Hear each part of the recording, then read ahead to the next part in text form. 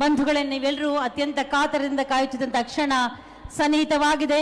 ವಿವಿಧ ಅಭಿವೃದ್ಧಿ ಕಾಮಗಾರಿಗಳ ಅಡಿಗಲ್ಲು ಮತ್ತು ಉದ್ಘಾಟನೆಯನ್ನು ನೆರವೇರಿಸಿಕೊಡಬೇಕಾಗಿ ಡಾಕ್ಟರ್ ಮಲ್ಲಿಕಾರ್ಜುನ ಖರ್ಗೆ ಅವರಲ್ಲಿ, ಸನ್ಮಾನ್ಯ ಮುಖ್ಯಮಂತ್ರಿಗಳಾದ ಶ್ರೀ ಸಿದ್ದರಾಮಯ್ಯನವರಲ್ಲಿ, ಸನ್ಮಾನ್ಯ ಉಪಮುಖ್ಯಮಂತ್ರಿಗಳಾದ ಶ್ರೀ ಡಿ.ಕೆ. ಶಿವಕುಮಾರ್ ಅವರಲ್ಲಿ ವಿನಮ್ರ ಮನವಿ. ಜೊತೆಯಾಗಬೇಕಾಗಿ ಎಲ್ಲ ಗಣ್ಯಮಾನ್ಯರಲ್ಲಿ ಕೋರಿಕೆ.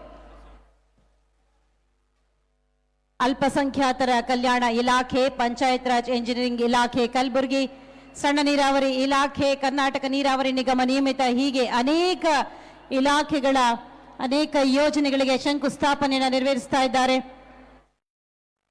ಡಾಕ್ಟರ್ ಮಲ್ಲಿಕಾರ್ಜುನ ಖರ್ಗೆ ಅವರು, ಸನ್ಮಾನ್ಯ ಮುಖ್ಯಮಂತ್ರಿಗಳಾದ ಶ್ರೀ ಸಿದ್ದರಾಮಯ್ಯನವರು, ಹಾಗೆ ಸನ್ಮಾನ್ಯ ಉಪಮುಖ್ಯಮಂತ್ರಿಗಳಾದ ಶ್ರೀ ಡಿ.ಕೆ. ಶಿವಕುಮಾರ್ ಅವರು 579 ಕೋಟಿಗೂ ಹೆಚ್ಚು ಮೌಲ್ಯದ ಕಾಮಗಾರಿಗಳಿಗೆ ಶಂಕುಸ್ಥಾಪನೆ ನೆರವೇರಿಸಲಿದ್ದಾರೆ.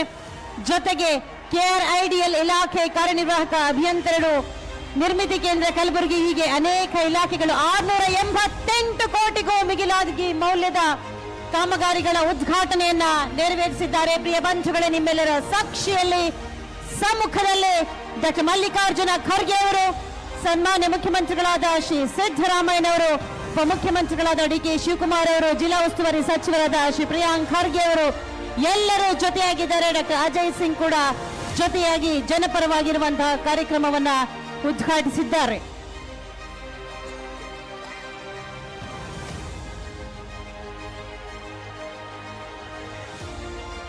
ಧನ್ಯವಾದಗಳು.